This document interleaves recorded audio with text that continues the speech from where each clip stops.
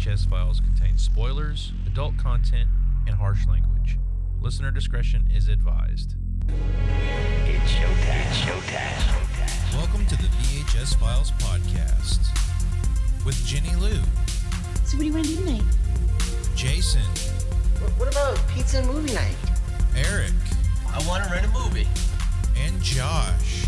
I want to go to a good video store so I can get a good movie. And this is the movie of the week. Let's get this pizza movie night started.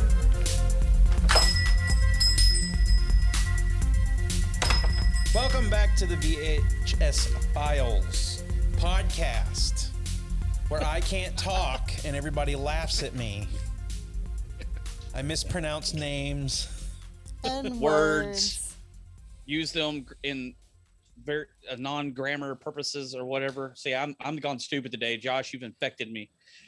You're infected with something, wearing makeup on your face and Edgar Allan Poe shirt. I don't know what I'd be doing. no. I don't know. I don't even know what movie we would be talking about this We're week. talking about a movie from the 1990s for a change. It's not 1987. Not 1987. This is a whole new world, people. Even though there are quite a few more 1987 movies that I want to talk about on this show. Yeah. But tonight starts our 90s in June. So we are going to be watching movies from the 1990s the whole month of June. We're going to be doing a few different ones for everybody, getting out of the 80s timeline, jumping over to the 90s, talking about some of the movies we watched as young teenagers, older teenagers, and the ones that probably really got us into film in general. So these are really going to be the ones that just sort of, I think, more or less the movies that just sort of we saw younger in our teenage years and probably got us into something more than just the general fun action movies or little genre movies like ninja movies or whatever that we would have been into as kids, and we finally start getting into more dramatic stuff and things like that. So tonight we are talking about The Crow on our movie of the week. The movie of the week.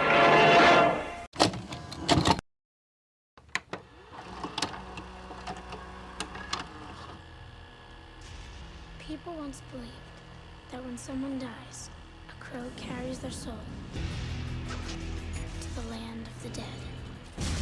But sometimes, just sometimes, the crow can bring that soul back to put the wrong things right.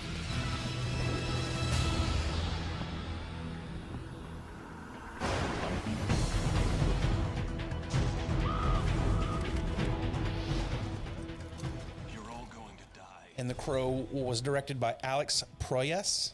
Don't really know a whole lot about him before The Crow.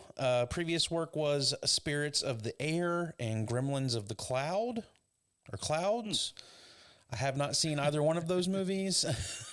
Never even heard of them, so yeah. But after The Crow, he went on to do a movie that is very similar in tone, Dark City, which I think I've seen once. I have not seen it very many times at all. If I have seen it, it was one time a long time ago. I don't remember anything about it, but I've heard a lot of people like that movie quite a bit.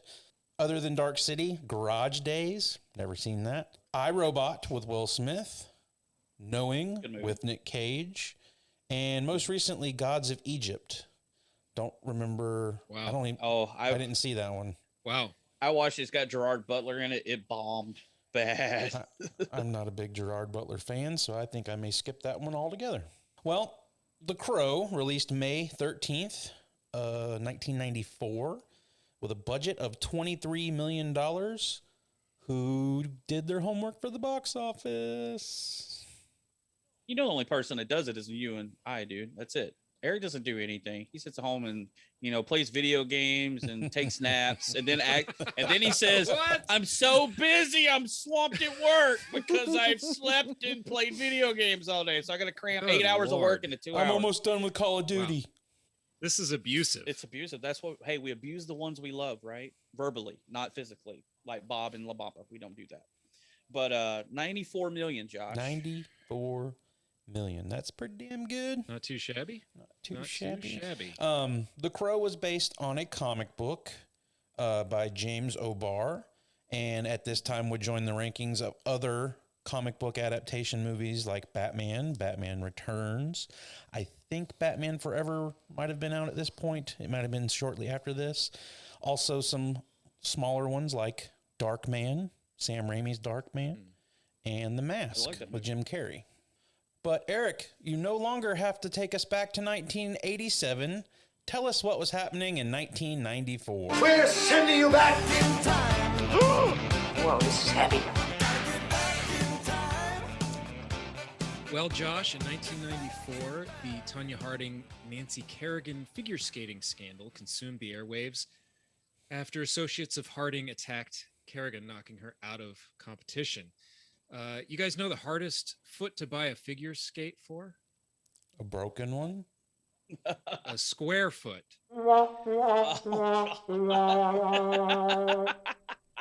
That was bad. Okay. Crayola released scented crayons in 1994. Some scents that didn't make it into stores are morning breath, seafood throw up, and dog anal gland discharge. Oh, Jesus Christ. Gross. Oh, man. Yummy. I'm hungry. Liam Neeson turned down the role of James Bond in 1994 because he didn't want to be in action movies. Well, my, how the tables have turned. Yeah.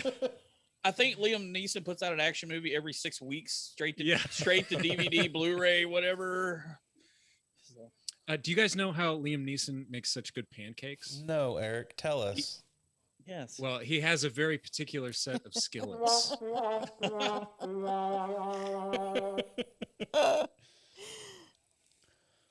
Yeah. Anyway, some other scented crayons that didn't make the cut: Sweaty Crotch, Fish Fart, and Grandpa's Outhouse. Dude, fish farts are nice. Grandpa's man. Outhouse. And finally, I think the release of this album pretty much blew everyone's minds in 1994. Hit it, Josh.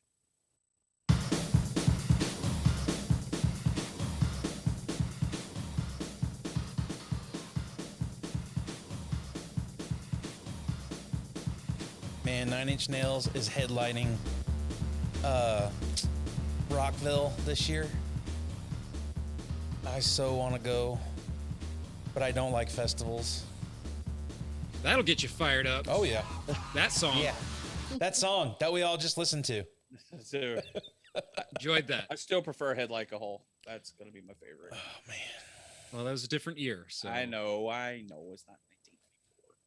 Well, in 1994, a little movie called The Crow came out. I didn't see this in theaters, but I remember really wanting to see it because much like Tim Burton's Batman, it was this dark, like gothic style of movie. The trailer for this movie like blew me away. And I was actually a big fan of Brandon Lee because I had seen him in the movie Rapid Fire a couple years before this. I would love to give that one a revisit because it's been quite some time. He was also in Showdown Little Tokyo, but I have not seen that one. I've heard that it's very similar to Big Trouble in Little China, but I have not seen that one. So one day I will get around to watching it. So let's talk about our first experiences with The Crow. Jason, since you're in full makeup, I'm going to let you start today. What? I was just trying to play the part, dude. I'm trying to be the lively one here. And I don't have bad dad jokes or nothing like that. No, but you are a clown. I am a clown. Jenny loves clowns. But no, I did not see this in the theater in 1994. Shoot, I was probably, I know I'm the oldest one in the group. I think I was like a sophomore in high school when this came out. Wow. But I definitely, it was a rental. Just like you said, Josh, I saw the trailer. I was like, what the hell is this? Mm-hmm. You know, you're like, dude. And I mean, I think even in some of the trailer, they've had some like, I think My Life with the Thrill Kill Cult was playing in there, and they got a Pantera, Rage Against the Machine, all these bands that I was getting into at that time or in the soundtrack during the trailer. And you're like, dude, I got to check this freaking movie out. Yeah, I've got to say the soundtrack had a big impact on why I was anxious to see this movie as well. Oh yeah, yeah. Well, of course, Nine Inch Nails, which we just talked about, but definitely rented it many times, watching it over and over again. I mean, The Crow is it's a great story. Again, like some of the other movies we talked about, man, if you got a lady in your life, be it your wife, girlfriend, or someone you guys have feelings for, man, you definitely sit there and you watch it with her, because wow, it pulls at the heartstrings many times in this movie, even just with some of the orchestrated music that's in it. Right. Man, it's just a great movie, and I still watch it. What a romantic this guy is. Oh, you know me.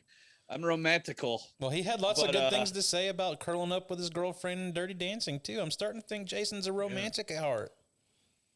No, not me. I'm all about horror movies and blood and gore, dude. What are you talking about? You know me. But Eric, how about you? What's your first experience with The Crow? I don't remember any specifics, but definitely, it was a movie that came out, like you say, with a lot of music that was hot at the time. And I feel like it wasn't a property that had been around forever, like Batman or Superman, things like that. It was like kind of a more contemporary, like, it was like a grunge movie, or like a, you know what I mean? Yeah. Like, like same time, like fit singles, the style. like singles came out around the same time when grunge was high in the musical landscape. And yeah, it's just like the perfect movie that kind of captured the style and of that, lifestyle or movement or whatever you want to call it. Goth. Yeah, definitely goth for sure. Oh, yeah. Definitely goth. I mean, so I just feel like as a young person, when that came out, it just felt like it was made for young people. It was like made for you. It wasn't your dad's superhero kind of a thing. It was something new. So that was cool. Well, I generally remember my mom didn't want me to watch it because she had this weird notion that it was like about devil worshiping and stuff. And I don't know, my mom doesn't tend to gravitate towards darker movies. So this definitely wasn't something my mom was into watching. This is when I really started to come into my own with movie watching. But she would let you watch Jason Voorhees decapitate somebody. Well, I mean, one around noon. Friday the 13th is a little different than something like this. I mean, yeah, totally. Yeah. But I do recall my mom watching it a little later on in her life and calling me, and she was like, that movie's really good. And I was just like, yeah, Mom, that's why I wanted to watch it so many years ago. But yeah, I mean, the music was definitely something that got me. And there's a Helmet song in this movie that is pretty badass. And, the Stone Temple Pilots, Nine Inch Nails does a cover of a Joy Division song in this that I really like. And then I'm surprised Jason gives the soundtrack any recognition considering The Cure is on it. But I turn my brain off when The Cure comes on. It just turns off. So I'm anxious to hear Jenny's input here, because she's coming into this one not seeing it probably as much as Jason and I have. I don't know how many times Eric's really seen this one, but Jenny, what's your thoughts on The Crow? Do you remember the first time you saw it? I don't remember specifically the first time I saw it. I might have seen it at somebody's house in high school. But other than that, when we watched it together, probably is the first time I saw it. I would never have been allowed to watch this when I was younger. Absolutely not. So, yeah, I don't have any fond memories attached to this movie. I've probably seen it less than 5 times. Wow. So. We all can't be perfect, Jenny. It's all right. We forgive you. Well, it's funny that you wouldn't have been able to watch this, because, I mean, comparing this to something like we talked about in our last episode, Dirty Dancing, I mean, this one has violence in it, and some drug use and whatnot, but I don't really think there's much more to this movie than there would be in a movie like Dirty Dancing. Other than the setting and the mood of the movie, but rape, murder. There's POV shots of a rape victim in this movie. Well, I mean, we discussed the probability of rape in Dirty Dancing, so I mean, yes, the question of that was there. That's theoretical rape. like the flashbacks and memories of the attack on the girl is pretty brutal here. Yeah, I agree. And by what I've read over the years, man, they toned this down from the comic book. I've never read the comic. I'd love to read it. Yeah, I've heard. I mean, there's a lot more drug use. Some characters that didn't show up in the movie that got cut out. Yeah. Stuff like that. And James O'Barr was okay with them leaving because he understood that, you know, it has to transition to Hollywood. They're going to make a movie of this book I wrote. So that's unfortunately the downside to a lot of book adaptations, comic book adaptations, things of that nature. Like, I'm a really big fan of the Preacher comic book, and they just, you know, that TV show's over now. But when that TV show was announced, Seth Rogen and Evan Goldberg were attached to that, and they were talking about how they were going to translate that to a TV show or a movie, whatever. And, you know, they had to cut certain things out and move things around, and that's kind of one of the issues I had with that show. And usually the issues that I have with movies or anything that's based on books or other stories is usually I'm pretty attached to that story and don't really like when it gets augmented all that much, but that's kind of what you deal with when you're moving into Hollywood movies. I think especially when you look back at these older comic book movies, there wasn't as much of a respect for the medium of comic books. This was way before they really just took it as like a launch point and then just went, you know, and it went from there. We should also note that this is an independent comic book that came out. It wasn't anything that was uber popular. It wasn't like Spider-Man or Superman or Batman or any of that kind of thing. It was just a lowly little independent comic that had, you know, a very short run, but was a story worthy enough to adapt to a movie. And I'm glad they did. I like this movie quite a bit. I kind of want to get into another reason this movie was sort of kind of ingrained in me was the fact that our star of the movie, Brandon Lee, died while making it due to an unfortunate circumstance on the set. I remember that was pretty much everything that surrounded this movie, and they were even kind of like, are we even going to release this when it was announced? Yeah. But it was very sad and very strange that it kind of echoed the same way his father, Bruce Lee, died. Another mishap on the set of a movie that involved a prop gun firing a lethal shot into them and unfortunately taking their life. Yeah, I mean that story surrounded this movie and made it even more a, you know, a curiosity for everyone. Like supposedly the Lee family was cursed. Mm-hmm. And stuff like because of him, his dad teaching Americans like Chinese kung fu or his version of it, stuff like that, and how I think his father and it just been passed on. And that got really big. Shoot, they've made movies about it, documentaries about it over and over again about both of them. So the Cursed Films on Shudder was that on Shudder? Yeah. I watched that. That was good and interesting. Watching, I had watched that a while back, but I haven't watched this since watching the Cursed Films episode. And it's funny, he gets shot so many times. That's what I was thinking watching this movie is like so many blanks are being fired at this guy. Like one of them, you know, apparently for those who don't know, one of the blanks was stuck in the gun. It hadn't been cleared. So when they fired another blank, that shell or whatever shot out and hit him. So it wasn't like, it wasn't a real bullet. There was a real bullet. Yeah. But, I mean, he's constantly being shot at in this film. He basically just stands there and gets shot numerous times. That actor had to live with the fact that he pulled the trigger that killed Brandon Lee. Imagine being that guy and having to live with that, you know, even though it had nothing to do with you, but you're the guy, you're the one that did it. Yeah. And they said they only had 3 days of filming left when that accident happened. That's why they were like, should we finish it? But they were pretty much done with the movie. Yeah. They wanted to finish it for Brandon because they knew, I mean, if he was still around, dude, he would have shot straight up, man. He would have been a star after that movie.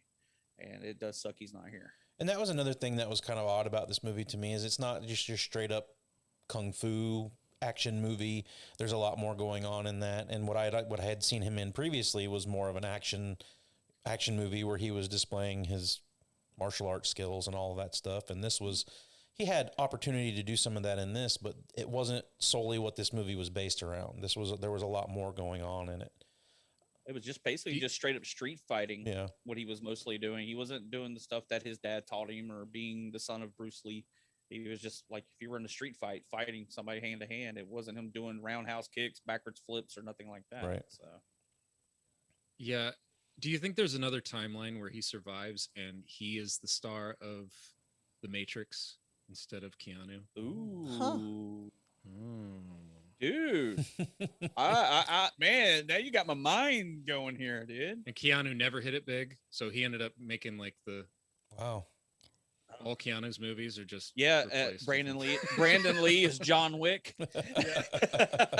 What are you talking about, dude? We almost had Will Smith as Neo, dude. Yeah. It almost happened. That was real. Yeah. Whoa. No. Whoa. I think this movie influenced The Matrix in a couple areas and maybe some other things, honestly. I agree. I think so. The roof running shots where he's running across the roof, like that's totally Trinity running. Well, the across the costumes too, the black leathery stuff. Sure. Yeah, like exactly. You just brought up Will Smith in The Matrix and you said, whoa.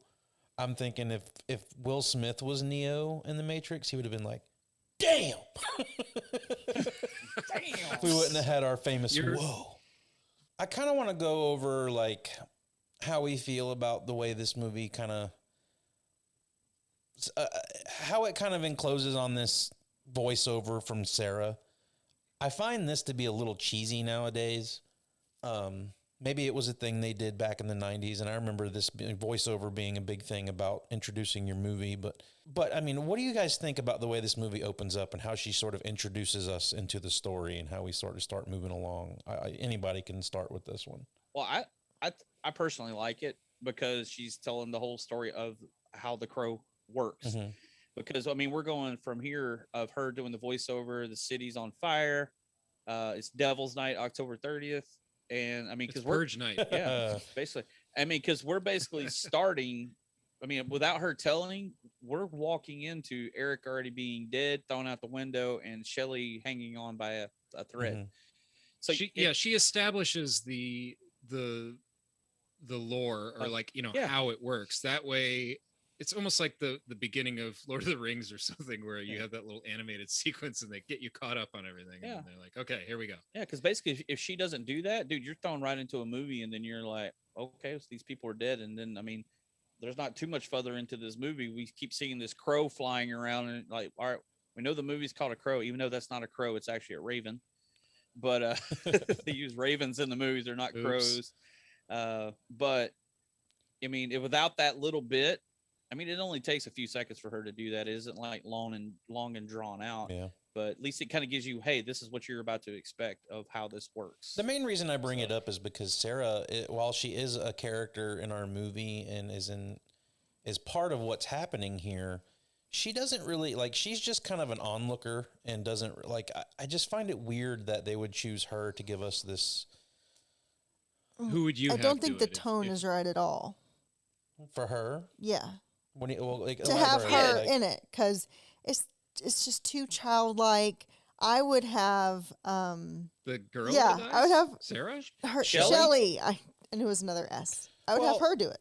The main reason it kind of rubs me the wrong way is because Sarah doesn't there's never a point where this lore is explained to her in this. Like, we get that information from, of all people, the bad guys in this. So I find it kind of weird now that she's the one kind of walking us through this story when she's really just an onlooker in all of this. I don't know if it's like, oh, after all this happened, she went to the library and studied up about how crows carry souls from the land of the living to the land of the dead and all of that. But, or maybe it's kind of her telling the story. Maybe like, this is after the fact at the end of the movie, and she's kind of telling you, hey, this is the story of Eric and Shelley of what I know, and then from other people's point of views. So it could be that way too, because she kind of tells us at the end of the movie, it's more her talking and it's different. It's not the same thing, but it's telling you what she believes what is true. And her character actually is in part 2. Sarah. Okay, I don't really want to talk about part 2. I personally like part 2. It's not nowhere near as good as part now, but after part 2, I mean, when we get to the point of putting Edward Furlong as the Crow, yeah, we got to cut it. It's done. I actually haven't even seen that one, but it's bad. I'm really just not a big fan of the guy that plays the main character in the second movie, and the makeup on him looks awful. Absolutely awful. Great. But we're talking about the original here. So, yes. Ernie Hudson. He's a friend of the show. He's been on our Ghostbusters episode. Ladies and gentlemen, let me welcome Ernie Hudson. That's it. Insert Ernie here. Hey, guys. But how do we feel about Ernie in this one? How do you like his character? What's it? How do you pronounce it? Sergeant Albright? Albright. Yeah, I just always called him the sergeant and through the whole movie. I kind of like it because, I mean, he's just a beat cop, and I like him as a cop because he cares. I mean, well, he used to be a detective. Got knocked down. Yeah. Did he get knocked down because of that killing? They're not really clear on that. It seems like it. That guy Torres or whatever. Yeah, Torres. Yeah. Well, it says really hates him. That guy is such He's an such asshole. a dick to him, man. Like, but I got the impression this time that it was from that murder. Like he was trying to work that murder, and maybe like I don't know. So, yeah, because it does say later that he was sticking his nose in places that people didn't want him to, so they knocked him down to a straight up beat. Yeah, cop. and he stayed with Shelley in the hospital. 30 hours, stuff, man. Stayed with her the whole entire time. So I want to bring this up. Do we think, is his name Torres? Yeah, Torres is the other. Do we think Torres works for Top Dollar? I kind of think so. I mean, I don't think they show that in they the don't film, portray that in the film. You could but you could reach for that, I think. I don't think it would be far off to interject it into this story, just because of how much of an asshole he is to Albright. He is there doesn't appear to be a reason in the movie for him to be such an asshole. He's just that like he wants to ruin this guy's career. Dude, like he wants to he suspends him. Yeah, he's like, you're gonna, what does he say? I can't remember. He says you're gonna be welcome to the first day of your suspension or traffic, guiding traffic or something. But dude, he plays the typical 1990s asshole cop. Yeah. Torres does. Typical all the way through the 90s. You always had that guy in every cop movie. Yep. I like Ernie in this. Thanks, man. Ernie Hudson, if you're listening to this, we apologize for Eric's invitation to you. We do love you. Wait. Okay, so there's a whole scene where he's talking to Ray, and they're talking about the dead rising from the grave in Ghostbusters. Do you think he was alluding to that? Do you think they exist in the same universe? I think Ghostbusters exist in the same universe. This movie bears a striking resemblance to a movie we have talked about recently. That's all I'll say. Batman 89. No, not Batman 89. But it does. I mean, the costumes, yes, it does. The dark nature of it. I mean, I can see that, but the atmosphere, the miniature city when you come into town, lots of soundstage stuff. Yeah. All at night. I will say how dark this movie is all the time is. They run up the stairs of a church at the end. You make a very valid point, but this movie. What movie were you? This movie is fucking RoboCop, straight up. If you look at the beats this movie hits, it is RoboCop through and through. No, you're right. Even to the point of bad CGI or whatever of people falling out of windows. Yes. Yeah. Well, this one's much better than that. This one is. I actually kind of like this. Better than that. Eric gets thrown out the window. It does look better than Dick falling out of the window. Yeah, they both have criminals who seem to be bad just for the sake of being bad. Right. Yep. And like a group of bad guys, like a gang. You've got that on top of they are the bad guys working for the bad guy that we don't see, really, Top Dollar. We get that whole showdown at the end, even to the point of this gang gunning down someone, them coming back and avenging. Like the story beats here, it blew my mind when I realized it while we were watching it. I was like, holy shit, this is fucking RoboCop. But obviously it's a different take, it's a different tone, all of that stuff, but it just really got to me this time watching it about how much there are similar things in this, to the point of him, you know, finding these guys, taking them out one by one, all of that stuff. Even when we get later, he gets to David Patrick Kelly's character, T-Bird. T-Bird, okay, yeah. Even to the point where when he's with T-Bird has that realization. He's like, I know you. We threw you out of a window. Like, you got the same thing with Emil and RoboCop. Yep. You can't come back. Yeah, like you don't. It hits a lot of the same beats. It doesn't make me dislike the movie, but I just found it kind of odd that it hits a lot of the same beats as RoboCop. But anyway, our cast of characters here are really like what drives this for me. Like, I love all of the group of bad guys, T-Bird and all his goons. T-Bird, 1010, Skank, and Funboy. Skank, I think, is the best. Dude, he is a total meth head tweaker. He probably lives up in Marianna, Florida right now. Listen, I will take Crestview at the least. He's in Crestview. I will take RoboCop's gang over this gang every time. And I don't even really like RoboCop's gang that much. No, I don't know, dude. These guys, I do not like. Dude, they don't have the cool freaking table scene where they're doing shots with actual bullets, dude. Come on, man. That just seems so stupid to me. It's like, dude, you're gonna have to shit that out later. What's the matter with you? Shelly obviously hung on, and Sarah follows her out the window, or out the window, but down, and they think, you know, that's where Ernie Hudson's character, Sergeant Albright, gets involved with Sarah, and they actually develop a friendship. Yeah. It is almost Hell Night. Devil's Night, get it right, buddy. Devil's Night. The purge is about to begin.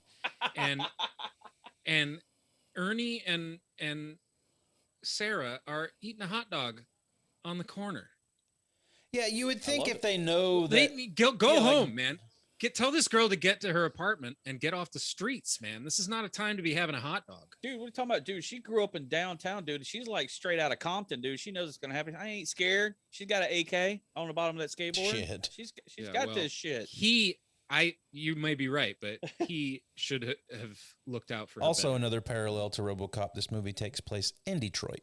But yeah, because we get them talking about the whole hot dog things, and I think that's the first time I ever realized that when you eat a hot dog with onions, remember, that makes you fart real bad. Sarah says, I love it, dude. Yeah, I love her attitude though. Like when he was talking about her skateboard, he said pure talent. She can do it. Even though in certain scenes when she's skating, you can tell that that's a boy on a skateboard with. Oh, what girls can't skate? I'm just saying. It's pretty obvious that it's not her Perhaps on that skateboard. This girl could not skateboard. Yes, but then it kicks over to T-Bird and his crew. They're doing some stuff, obviously bad stuff, over at the arcade, because we later find out they're basically the people who make Devil's Night, thanks to Top Dollar. So. But I do want to mention, they never say Top Dollar's name in this movie, do they? Never. Not once. They never do. The only reason I'm calling him that is because it's on the cast list like that, but I don't think they ever call that dude by a name in this movie. Yeah, I think when he walks up, he calls and says, hey, I want to talk to the man, or something like that. And he says he's out in a meeting or something like that, but he never say Top Dollar at all. And do they ever say his sister/girlfriend's name? Mika, is it? I know it's her character's name, but I don't even know if he. I know he refers to her as his sister, but I don't know if they ever say her name either. It is my father's daughter. I just what is going on? I just caught that on this watch because it all you never. Oh my god! It always freaked me out that he referenced her as his sister, and then it hit me this time when he said, when they're talking later on, he says father's daughter. That's your sister.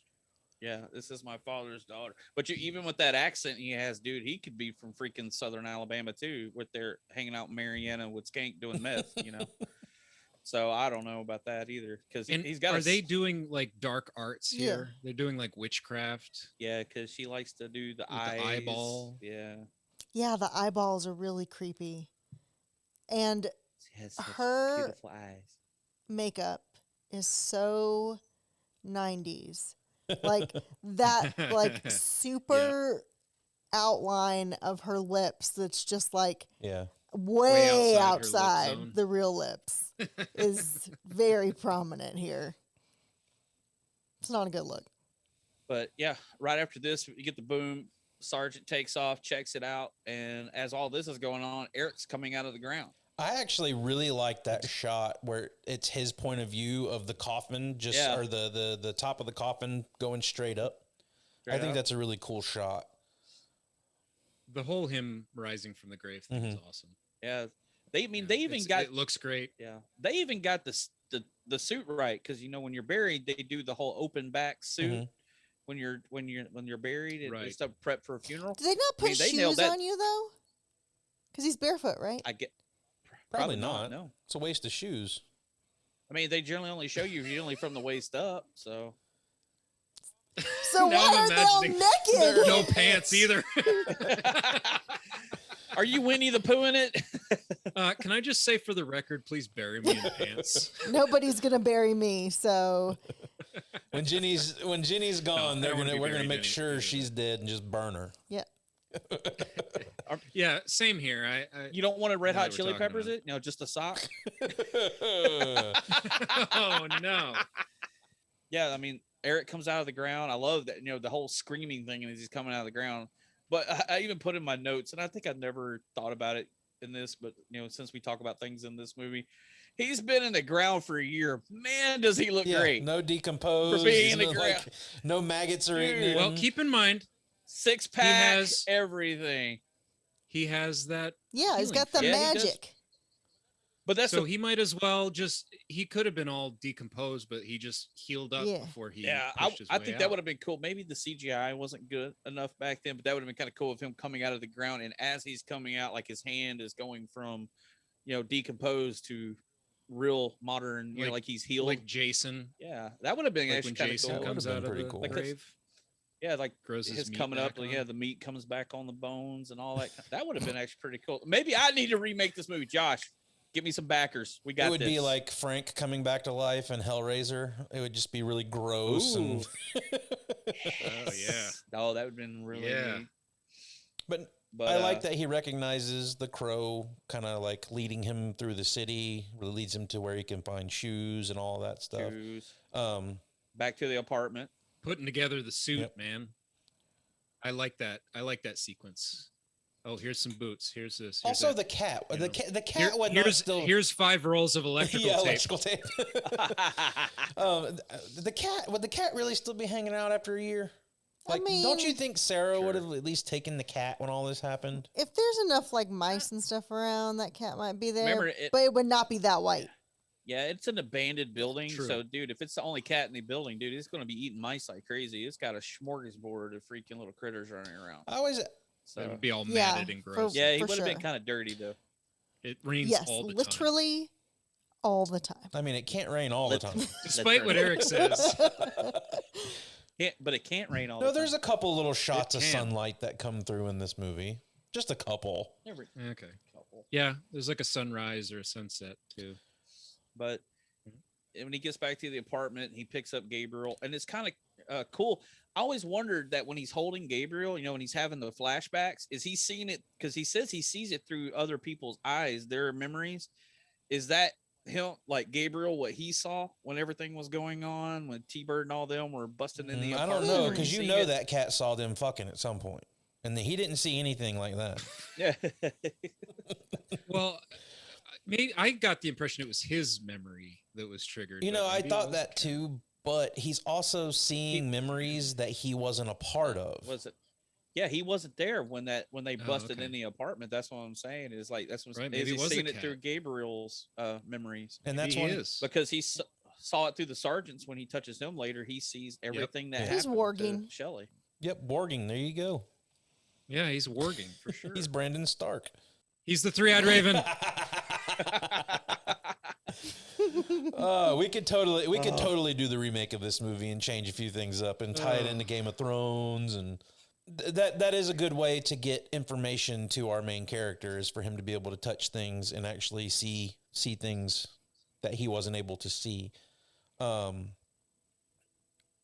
I mean, I really like the whole scene of him coming to terms with what's going on and putting the makeup on and all that stuff, which is, dramatic effect, but that look, just the black outfit, the black hair, white face with the lines down the eyes and stuff. It just, it's perfect for this. And the crow, the crow on the shoulder, like they nailed the look of it. He couldn't look any cooler. I mean, he looks like a coolest sumbitch you've ever seen. I love the marionette looking face, and a lot of people always thought that James Olbar and then the people in the movies did that from like Alice Cooper and like the guys from Kiss, but he didn't. He says, no, I use the whole marionette mask because it's supposed to be happy. That's why he's wearing a smile, right, when he's not smiling, right. So he's definitely, he's there for revenge. He's unhappy, but it's him. I'm putting on a smile. Yeah. So I thought that was really cool, and I love the effect of the makeup through the whole movie. I mean, it looks like it's smeared on there and painted on, and it wears here and there. Mm-hmm. And I love how it goes. It's not just all a perfectly painted white and black face. And I do like by the end, it's pretty much just all worn off of his face. I mean, this goes on over the... Well, especially when he's depowered. Right. So like after he's depowered, he kind of, it's just Eric again. Yeah. Kind of. So we go back to the bar and we meet T-Bird's little group of fiends and actually like get some interaction with them, with the bullets and all of that stuff. I kind of like how they're not like, I like how they're, we don't give a shit and we're just going to pull guns out in the middle of a bar. Like it just kind of, it's a good way to translate how much this town and this city has just gone to shit and is dilapidated, and like no one really has the feet, like no one has a need to care anymore. Like it's just like this city is what it is and we've got to live through it. Right. The mother has given up, the Shelley's mother. Sarah's mother. I'm going to keep saying Sarah's mother, Darla, even though she calls her Darla the most of the movie until toward the end. I mean, she's pretty much, off her nuts on drugs, and you get the famous thing of them at the table after they all pull a gun on each other doing the fire it up. I love that. I love that. Every time somebody says something about a fire, that immediately pops in my mind. I didn't really realize it until watching it this time, but they do it a lot, and at real inopportune times too. Like when they get out of the arcade, they start doing that, which I think is the perfect time to do it. But I don't know, like them doing it in the bar and then Skank and T-Bird doing it in the middle of the street later, like, it just seems a little out of place. These guys are the worst. Well, that's that's their mantra, whatever, like that, because they're arsons. Yeah, that's their thing, man. So, but you've said them earlier. You got T-Bird, Tintin, Funboy, Skank. Terrible names, absolutely terrible names. Now it all culminates when you've got Tintin. They do sound like a 90s comic book, by the way. Yeah, very much so. Those are definitely 90s comic book names. But it all culminates. You've got Eric realizing what he's there for, time to avenge him and his fiance. I like the interaction between Gideon and Tintin at the pawn shop. Gideon knows what's going on. He's kind of a background player in all of this.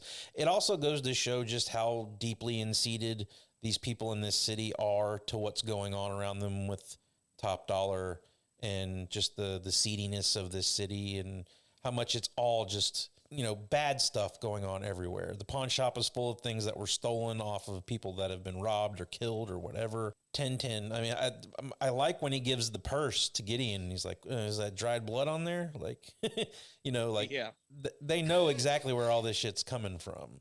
Oh, definitely. But I think my favorite interaction with Eric, Draven, and the T-Bird gang is this first one with Tintin. Dude, that's great. I like it. I like that he's kind of realized that he has this healing factor. He's here to avenge him and Shelley. He doesn't care anymore. Like that scene of him just going face first off of the building and turning over and falling into the trash and all of that. Like, I mean, and didn't even do a full flip. Just did the whole thing. Like put your arms out like you're falling into the water off of a cliff. Yeah. Right. I don't. He's give a dead man. I was like, I don't give a fuck. He's already a dead man. Dead man falling. He can fall off a bridge. He can get shot. He can.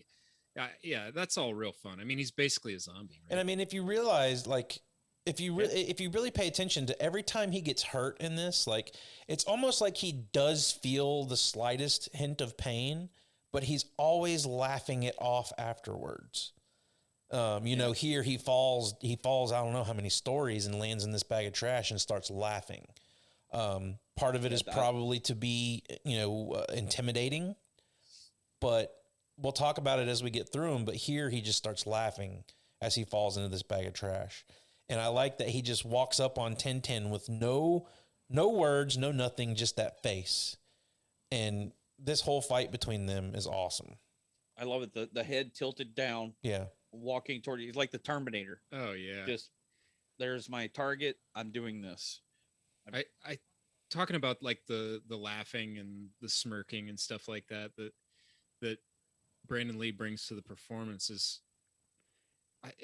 It just fits with that kind of like Gen X, like everything is bullshit kind of perspective. Yeah. And it works so well. I mean, it's so different than, if he didn't do that, he would be Batman. Yeah, pretty much. The difference here is that, he's laughing at the absurdity of all this and kind of, there's one thing he does that is very similar to Batman here, and that's how he kind of shifts his voice a little bit.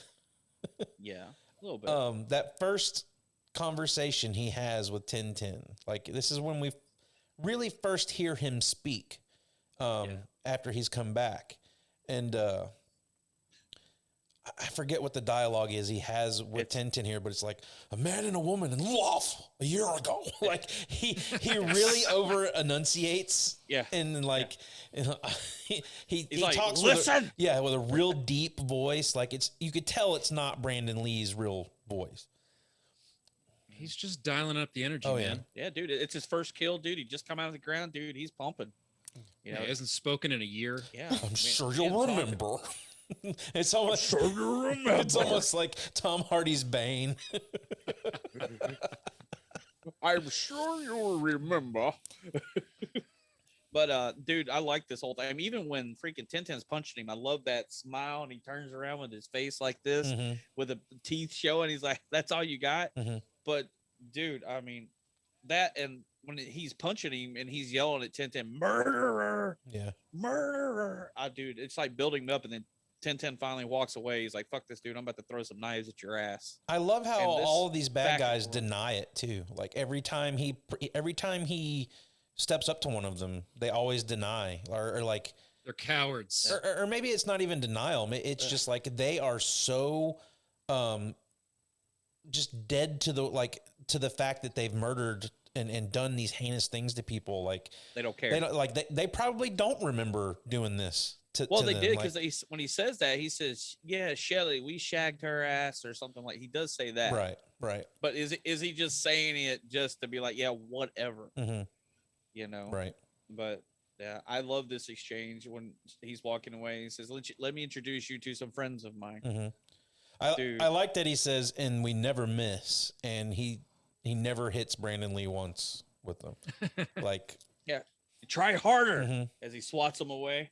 And then he catches the last catch. one. Yep. Dude, it's incredible as well. He didn't realize Tintin had that many knives on him either, dude. When they go to pick up his body later, dude, he's got like 30 knives stabbed in him. Yeah. It's like, Jesus Christ. I think my favorite part of Tintin's death, though, is the interaction between Torres and Albright when they're, at the scene. And Torres says, "What the hell do you think that is?" And he goes, "I call it blood, detective. But I imagine you write it up as graffiti." Ernie Hudson's so smug in this, and I love him so much. He is good in this. I actually like forgot he was Yeah. in this. It's been a really long time since I watched. Maybe in the new Ghostbusters movie, they'll interact some of his character from Ghostbusters in this. That'd be kind of great. I like that. That would Or work. at least he'll just talk about that ghost that he helped avenge his fiance's death. There you go. There now we're tying the universes together. I don't like it. I'm going to say I don't like his laugh. Who's Eric's laugh? When he's, having all these encounters. You want him to be stone-faced the whole Yeah. time, or- I mean, if I was raped and murdered and so was my fiance and he came back to avenge us, I want him to be a little serious about it. Well, I think he's pretty serious. The tone of it, it just didn't sit right with me. I just didn't like it. Interesting. I think maybe he's doing it just to. It's that whole like, why is this fucker laughing at me? I understand It gets the in their purpose head. of it. I just don't like it. I think he's having fun getting his revenge too. I think he's relishing in it a little bit. Like I don't like that for him. Well, I mean, he also has to kind of play to his audience. I mean, look at the guys he's taking out. He kind of wants them to remember him, or to kind of. They're not going to be alive enough to remember him. I understand. I don't know what the best way to word what I'm saying here is, but like I don't know, like when in our next encounter with Fun Boy, he comes in. And that's freaking awesome too. I love that he's kind of like rubbing his head on the light bulb and he's like, here, Fun Boy. Like he's really just sort of, playing with them. Yeah. Like he's taunting them. He's taunting and toying with them the whole entire time. Well, before Fun Boy, we've got Gideon's Place, which is another good one. Dude, how many quotes are in Gideon's? Let's see. I think about, 5. Yeah, or more. There's a lot there. I love when he opens the gate and you see his reflection or his silhouette in the door. I even like it when he walks up and you kind of see him through the glass. Yep.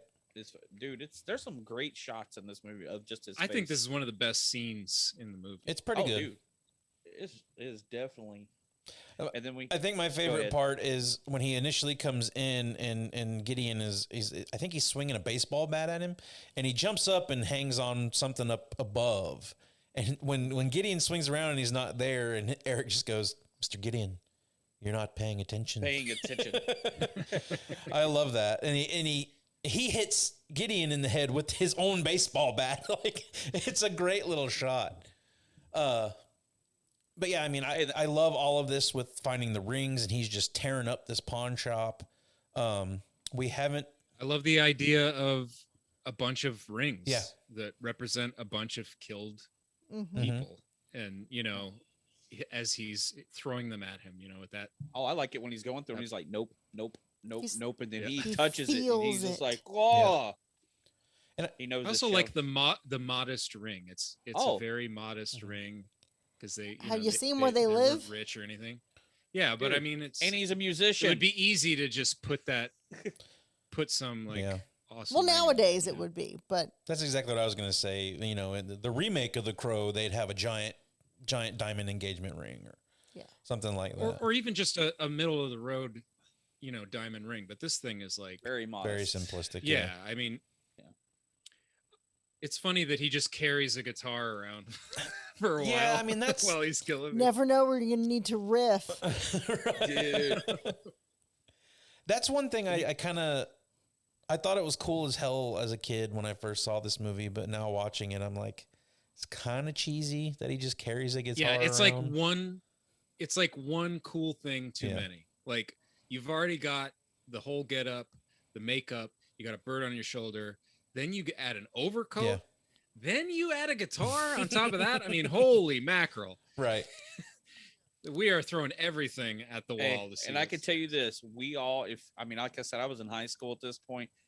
Even growing up here in Texas, dude, we all had those people who went and saw this movie and literally changed their whole outfit by Monday morning.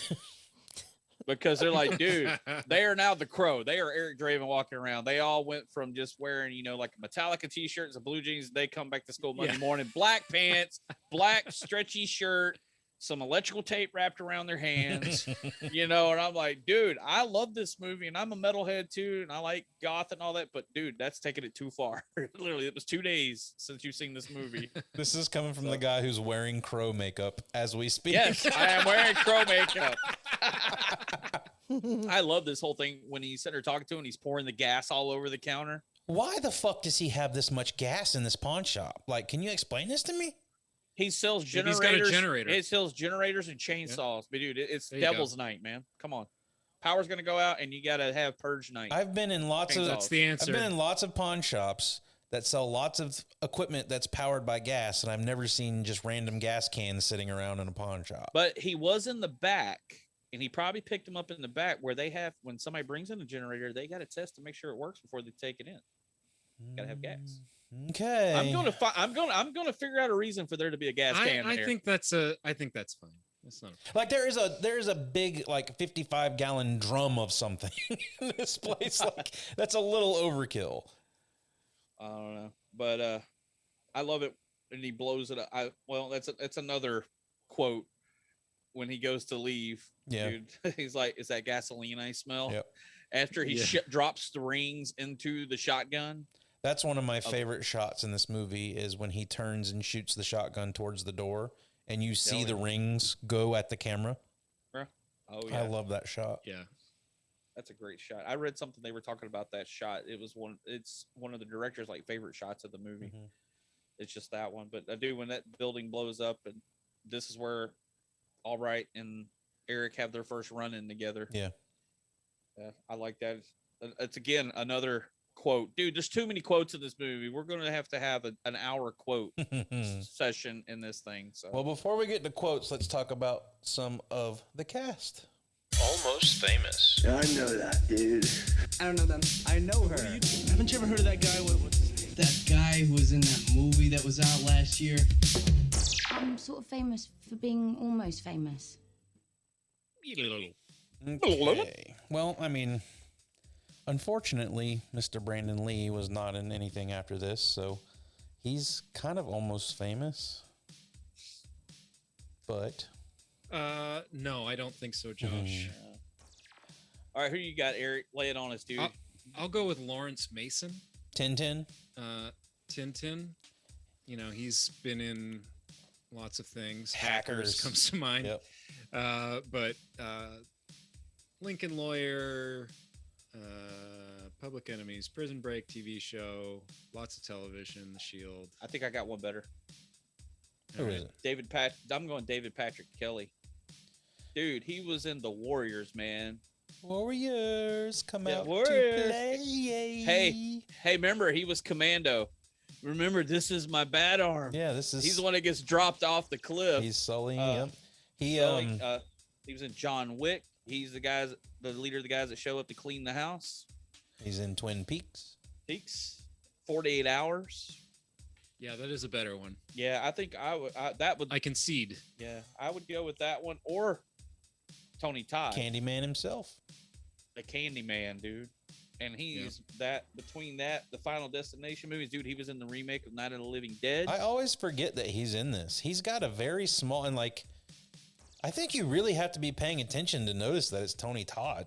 Like it's not really like a character. It's not really like a character that he would play typically either. Like, dude, it's a very small role, and it's just a very timid character. It really doesn't have anything going on. But that voice, dude, that's the Tony Todd voice. You know that. You should have had him do the voiceover.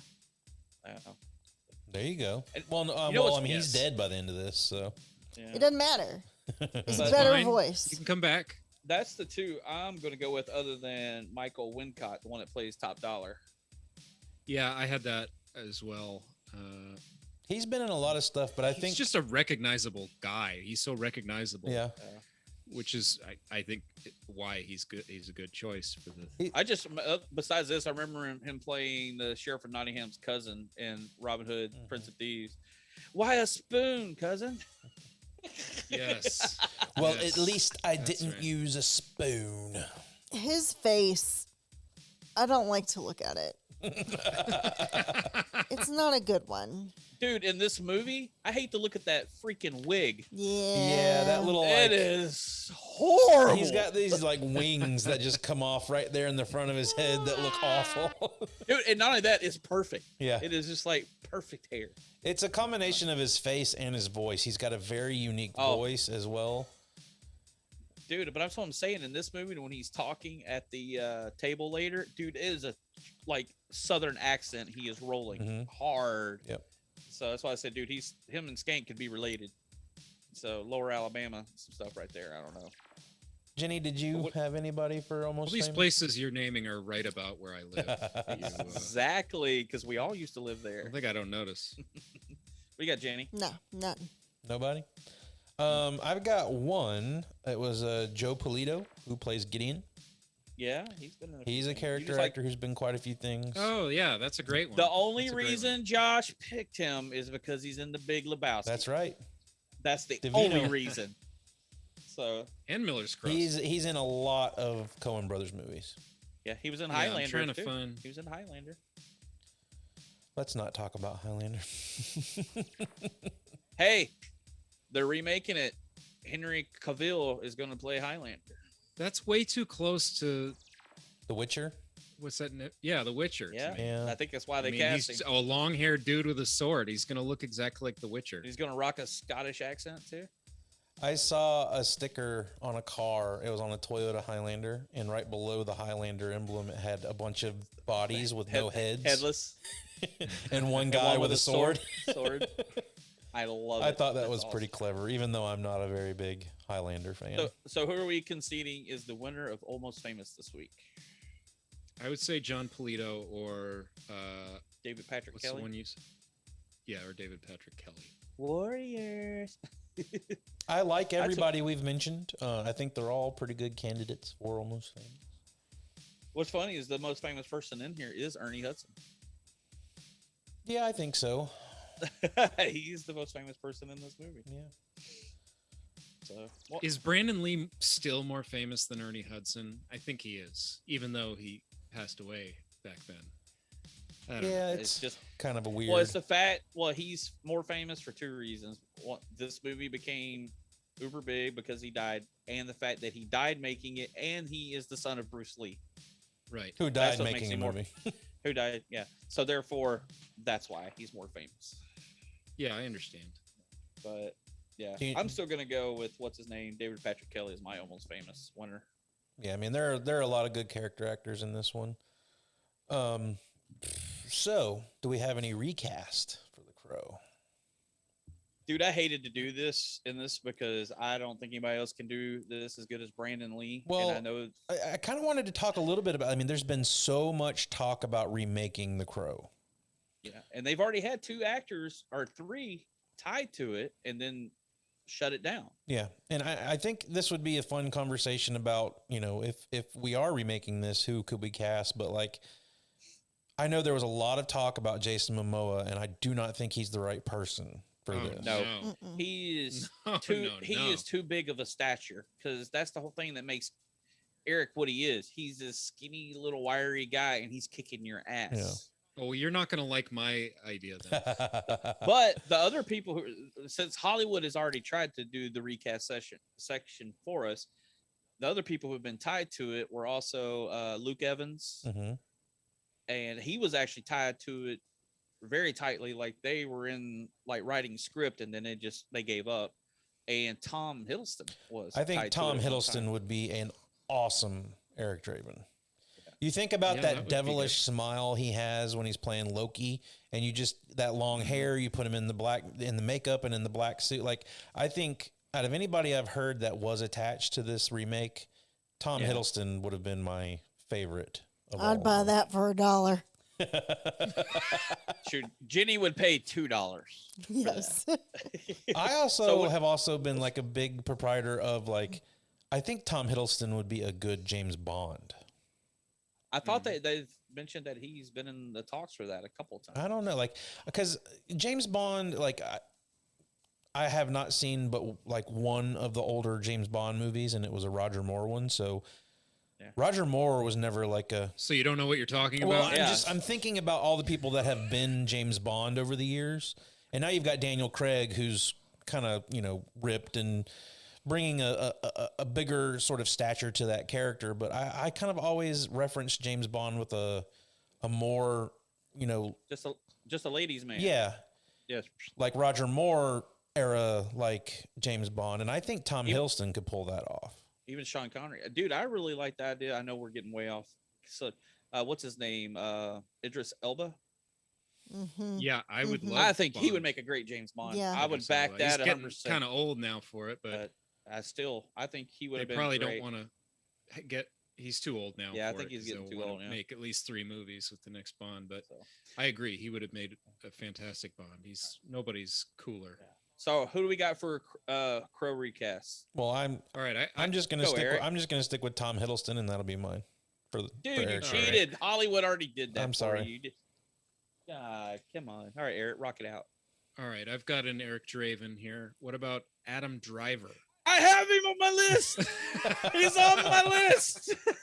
That is awesome. I don't know, man. I don't feel like Adam Driver would bring that same kind of like, I don't know, that same kind of fun sort of aspect to that character. Like, well, I think but that's the thing. When they go to remake this movie, it's not going to be fun. They're going to make it even more serious, I think. It's not going to be fun. And it's going to be that I'll agree with. Because, and I can't remember the name of the movie, but you told me about the movie and I started watching it. It's that really, oh God, it's him. Is it the one with Scarlett Johansson? A Marriage Story. Yeah, I started watching that and I took that into mind, just his acting and his drama in that. I mean, even Kylo, I didn't even look at Kylo Ren. I thought of that in that movie of him being Eric in this. Yeah, he's fantastic in A Marriage Story. Yeah. So, but that's awesome, Eric. Well, dude, we got it on the same list. Yeah. Great minds think alike. Josh took the easy way out. Fucking slacker. You got anybody else? No. All right. Jenny? There's a little bug on my microphone. Dude, is she going dude, did she just go apocalypse now on us? I'm serious. So why just smack it off? Microphone. The sky is bleeding. No, I don't want to recast anything. It's good. Okay. It's fine. But you would take Tom Hiddleston. Yeah, I like that. There you go. I knew you I would. like that. Okay, well, I just went with 3 characters, one being Eric Draven, but I'll start with top dollar as a recast. Okay. Somebody that could bring a little more than what he had as maybe a crime lord type thing. I went Benicio del Toro. I like that. Oh, that's a good one. If they I would, like that a lot. Make it more, because I think he could be a better crime lord than what's his name. So, T-Bird. Just thinking of somebody to lead a gang. I went with Ben Barnes. He was in The Punisher. Oh. And he He's was on in Westworld. Yeah, I think that guy could play the leader of a gang really well. I like him because Is he in the guy that Punisher becomes series, Jigsaw in The Punisher? Yes. Okay. Yes. Yeah, okay. being a total asshole and stuff like that. I think he would I work. think you broke Eric's eyebrow. Eric's eyebrow is broken. Was he giving us the Eric's eyebrow or the people's eyebrow? Because he loves wrestling. Let's not talk wrestling. Which is kind of funny because I know one of his favorite wrestlers totally took his look from the Crow. Sting? The black baseball bat and everything, dude. I thought you were going to talk about that wrestler that was he was like a grunge, like his look was grunge. Oh no, I was going with straight up Sting because he went with the white and black Sting, makeup and the black baseball bat. But we mentioned Adam Driver. I threw this one out there just because this movie's always compared to Batman. I just put Robert Pattinson in there. That's actually a good. I don't think it would be too far off because the guy is a great actor now. Yeah, I mean we're not on the Robert Pattinson hate train anymore. Like that dude's doing some good stuff nowadays. Dude, yeah, the Lighthouse and all that stuff, dude, that's good stuff. But when y'all were talking Game of Thrones earlier, I have a Game of Thrones actor on here. Okay. Kit Harington. I could see that. Yeah, I could Kit see Harington that. as playing Eric Draven, dude. I know he's playing the Black Knight in the new Marvel universe, but I really thought, dude, Kit Harington could totally be Eric Draven. He's already got the hair, he's got the look. You know, he can play sad, he can play pissed off. I mean, he kind of already did as Jon Snow because he came back from the dead. And bam! He wore black all the time. Yeah. The king in the north. But I just, when y'all were talking about, we put Jon Snow and Kylo Ren, two guys with long hair and black clothes. Who don't smile. Real creative. We're so creative. We talked a little bit about how bad this city looks and whatnot in this movie, but I mean, they do such a good job of making it seem like just it's riddled with, like, it looks like it smells terrible. Yeah, they do create a good atmosphere. I mean, I like the design of the city, the miniatures. I like the rooftop design of, like, just all the stuff on the roof. I don't know why there's so much stuff. Yeah, there's like tons of antennas like and everything. Cluttered roof. It's just very stylized, and you know, like that scene of him playing guitar on the roof, and you got the, like, there's all these really interestingly composed, sort of framed, just super stylized shots, you know, that really create an atmosphere. Yeah, which again, I mean, I think kind of translates to where we end up with The Matrix a few years later is kind of the same thing. Definitely. They don't make the cityscapes all that bad, but I mean, I think when you get into like the underworld part of The Matrix, like the Zion stuff, kind of has a similar tone to it. So yeah. So Eric goes to kill that one dude. What was that? Fun dude? Boy? Fun Boy. Who's with Fun Boy, yeah. Yeah, it and shows. He manages to, what I think is, suck all the drugs out of her system. Like he makes her clean. Yeah. Clean. He cleans her, and it like comes out of her arm. That's a rad concept, and even that little cool, like, and that saying he tells her, dude. Oh, that's freaking. I find that to be a little cheesy. I Which, don't know. what, the line? The line. I like the line. Oh, I've always. He kind of speaks in riddles and stuff, you know, when he's doing this stuff. It may be Brandon Lee's performance of it that kind of gets me, but like, yeah, like, I don't know. That's the way he says it to her has always been kind of weird for me. It's kind of grated on me a little bit. I like the idea of what he's saying, but it's something about the way he says it. I don't know. It just doesn't sit right with me for some reason. Yeah. I haven't read the comic, but I assume the Crow speaks poetically when he talks to people in the comic. And I love his interaction when he's fucking with Funboy the whole entire time with the "Go ahead, Funboy, you got me dead," bang. And he shoots him right through the hand. Now that's where some of the 90s effects kind of they waver a little bit, because you know that's a fake hand that he's holding up as it's healing. Oh yeah. It doesn't hold up well. I mean, there's a couple of effects in this movie that don't hold up, but that one's not that great. The big reason that doesn't look good is the hand is perfectly still, where his body's like moving and the hand is perfectly still. Like, all they had to do is move it a little bit, it would look a lot more natural. But but yeah, I mean, I just like, and I love the Jesus Christ joke. And I've actually said that joke a few times to people. Jenny actually laughed. Yeah. It fits the moment for sure. Yeah, his delivery of that line is great. That's great. And then he's shot through the hand promptly right after. Yep. And he's kind of Christ-like in his return to life. He's got the stigmata all of a sudden. He's got a hole in his hand. I like when he puts his hand on the barrel of the gun, and you can kind of hear the thump when he puts his hand on the barrel of the gun. But when he shoots Fun Boy, he just starts squirming. And he goes, "Does that hurt?" Look what you did to my sheet. It's all Fun Boy's worried about, the blood on his sheets. I actually really like this scene with him and Darla. Other than, I think that saying that thing that he says is kind of weird, but like, this is one of our only like brightly lit shots of this movie. Yeah.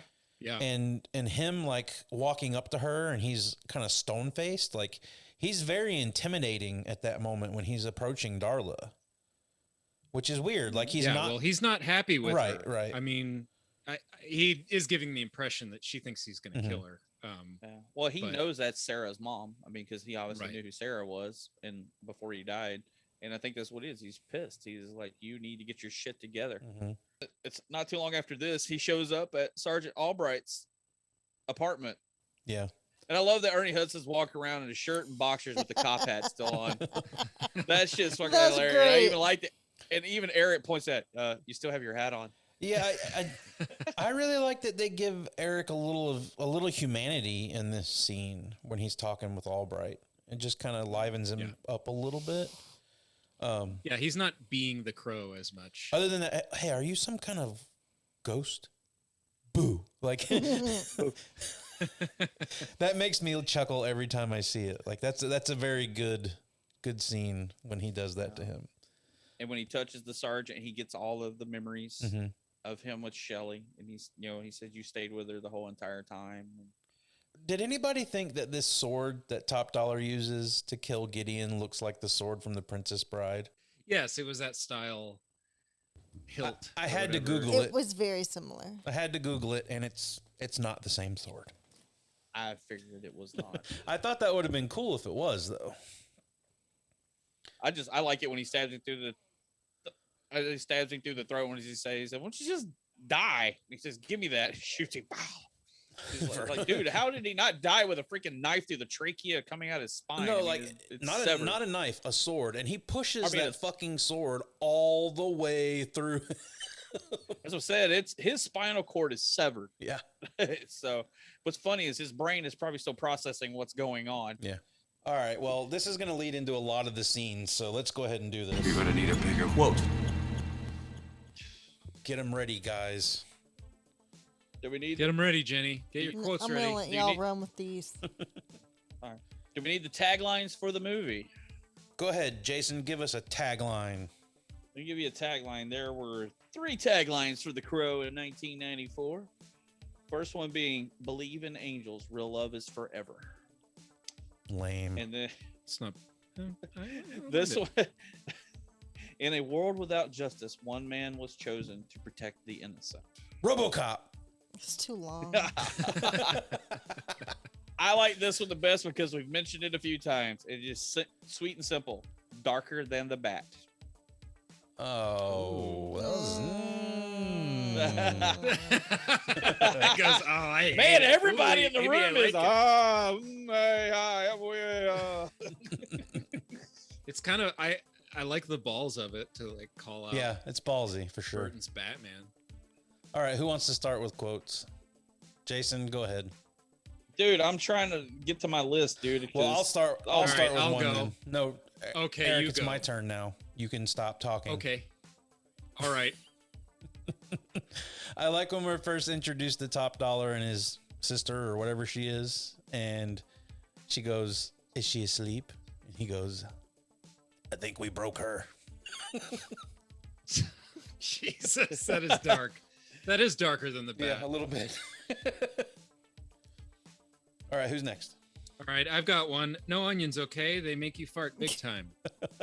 I like that. It says at the beginning of the movie, is this the victim? No, it's Amelia Earhart.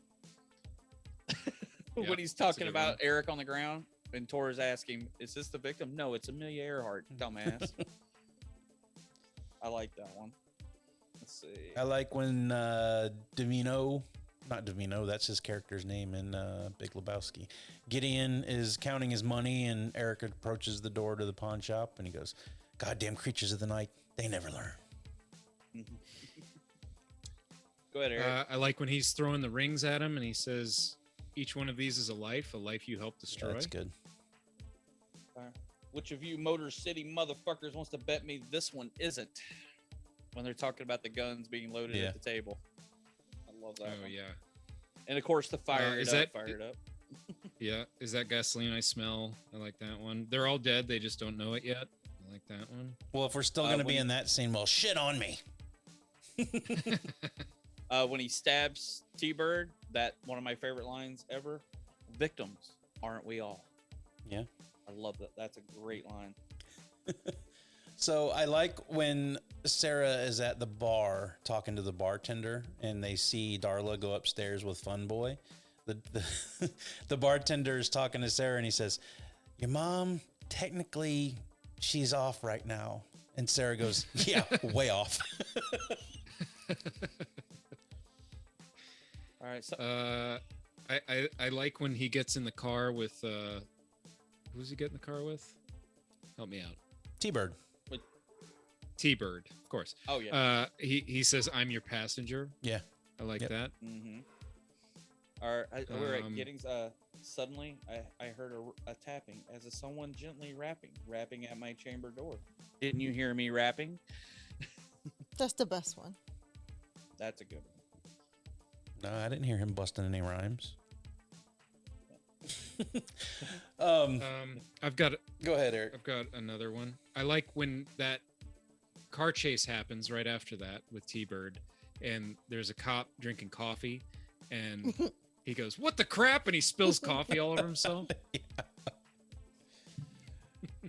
When Eric sees Albright on the road after Gideon's, he says, "I say you move and you're dead." He goes, "I say I'm dead and I move." I love that one. That's a good one. I love that. That's a great one and a great delivery. Yeah. Too, I think. I like when T-Bird goes to see Top Dollar after Gideon's blows up, and he's like, I've got a problem. He says, "One of my crew got himself perished." Yeah, that's a good one. And then also, Jason brought this one up earlier, but someone stuck his blades in all his major organs in alphabetical order. That's good. T-Bird won't be joining us this evening on account of the slight case of death. Yeah, that's good. That was a good one. Dude, we can do this all day. All right, Steve Rogers. I think that's pretty good. Oh no, I got one more because it's coming at the end of the movie. I love it because it's sweet. Caca! Bang! Fuck! I'm dead! Yeah, that's good. That's probably his best line in the whole movie.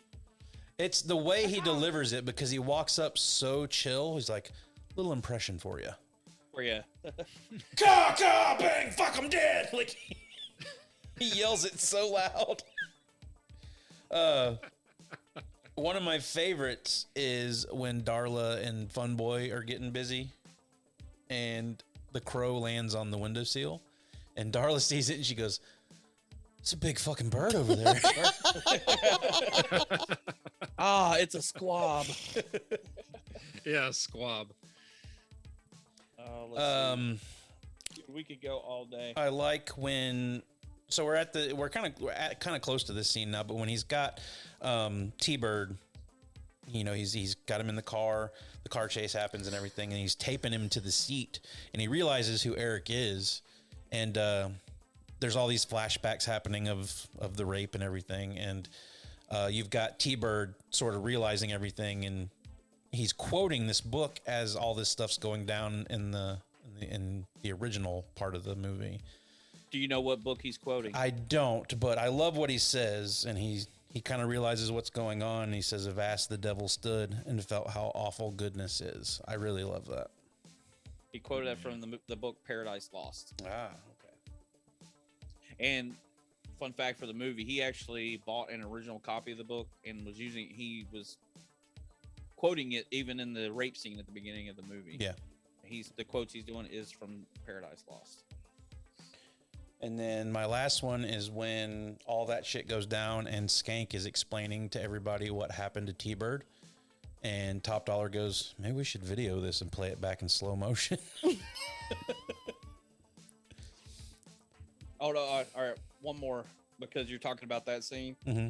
It's the whole thing where Top Dollar's doing his big talk to all the top guys in town and whatever. Mm-hmm. Says, "What about you, Skank?" Or, "What's your name, Skank?" And he says, "I feel like a little worm on a big fucking hook." "Well, your mama must be damn proud of you." Because both of their that scene, I feel like influenced The Dark Knight as well. A little bit, yeah. When the Joker comes in. Yep. The Joker scene with those. We're just finding everything that Christopher Nolan ripped off. I mean, he's ripping off good things, right? So. We can't have a show without talking about Christopher Nolan, John Carpenter. Who else do we usually talk about? I know those two pretty much every episode. Nolan and Carpenter. Speaking of Carpenter, I want to give a shout out to the Not a Bomb podcast. They just did Big Trouble in Little China. Go out there and give those guys some love. Listen to that episode. It's really good. Yeah, I love those guys. Pork Chop Express. But I love the whole thing with the lighter fluid, and he draws the crow on the ground and lights it. Yeah. That's a cool shot. So badass. That's a badass shot because you can see him standing there as he's Nolan lighting. did that. Yeah, I was too. about to say, it kind of reminds me of a scene from The Dark Knight Rises. Fucking Nolan, man. We love you, Christopher Nolan. Ladies and gentlemen, Christopher Nolan's on the show tonight. Hi, everybody. Oh my god. That's what he sounds like. Hey, everybody. Hey, I'm Christopher Nolan.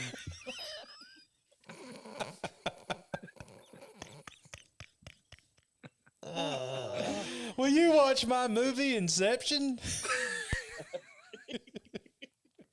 All right, and I like when Sarah actually goes to the apartment and she's like, "I know you're here," and she's giving this whole speech about how she misses them because I mean, essentially Eric and Shelley were more parents to her than her mom was at the time. So yeah, right. It's just and that's a nice that's another scene. Like I think where the brightly lit scenes in this movie are really those scenes that give just the slightest glimmer of hope throughout this very dark movie. And I think that's done very well. yeah. I love when she hugs him, and then later you see that she's got some of that white Mm-hmm. paint Yep. on her from hugging him. It's just a nice, just a nice little detail.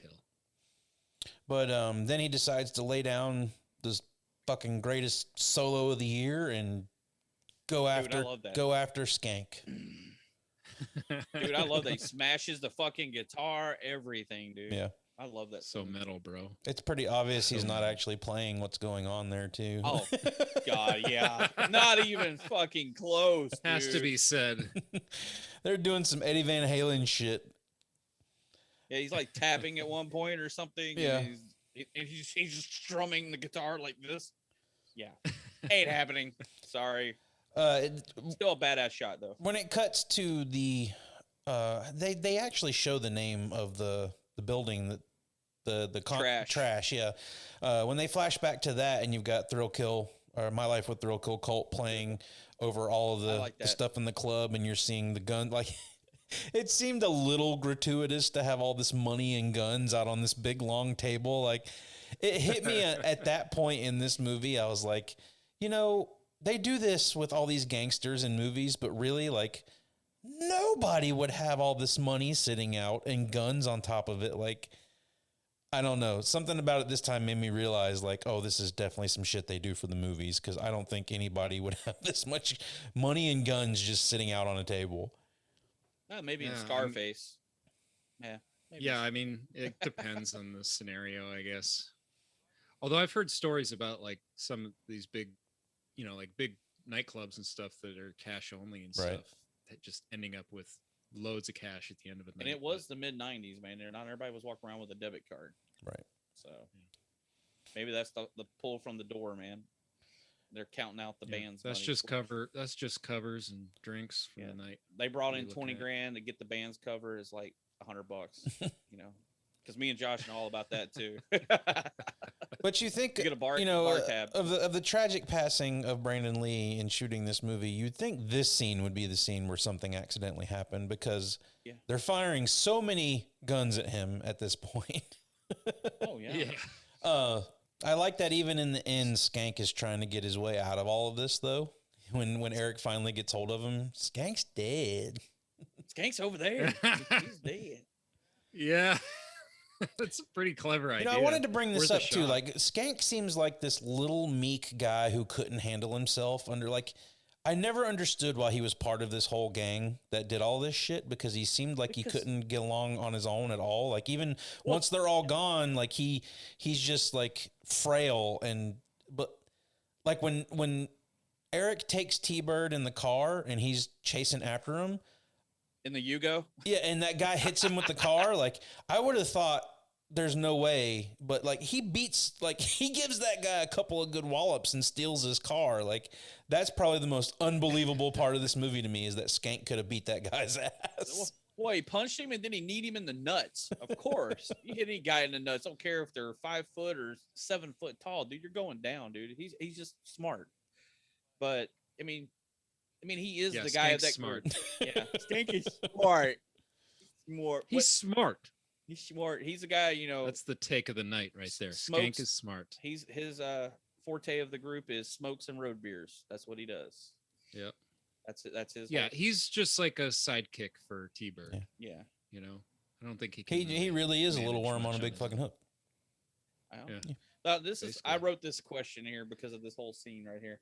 Is it like, okay, you go and you die, and I know this is all a comic book movie, but why is it when they always come back, they all know kung fu and can shoot guns like John Wick?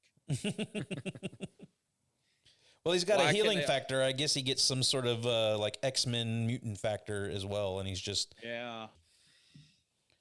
So how do you think she, Top Dollar's lady friend, figured out this whole thing about the crow being his source of power? Like she seems to just come up with this out of the middle of nowhere. No, I mean she's into all this crazy she's magic and dark shit and like it said, she's they're all into the supernatural shit from the beginning, doing like eyeball incense and stuff. So she's probably heard this. She could have read the thing, the narration. Yeah, she heard Sarah talking at the beginning of the movie. She knows what happened, how it all works. She heard all that. So all right, well, so we're at the church now. Yeah, because he's done. I mean, because we're at Gotham Cathedral. Yeah, Gotham Cathedral. He's done because really Top Dollar didn't kill Shelley. It was the four of them. So he's actually supposed to be done. Well, I mean, that's the big reveal that we get here is like he goes back to the graveyard and you'd think all of it, because we see what happens after everything is done and over with at the end of the movie. So obviously, Shelley's ghost isn't coming back to get him. He's not doing it like he thinks he's done, but he's not going anywhere. So that's, kind of a clue as to you're not done yet. Right. And I like the exchange with him and Sarah because that's where he gives Sarah Shelley's ring and said that she would want you to have this and everything. And I really love the way that she goes though, because she thinks she's smart and she thinks she knows all of this information, but she obviously doesn't know enough to protect herself from a raven that's going to peck your eyes out. Peck her eyes out. What a poetic ending for her. Yeah. Yeah. That is, that is kind of cool. Especially since they're taking the eyes out of the girl at the beginning and then she gets her eyes pecked out at the end. That's what I mean. That's why it's poetic. Yeah.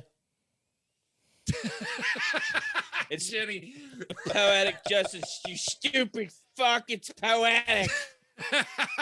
That's what she's trying to say. Why? Because it'll hurt more.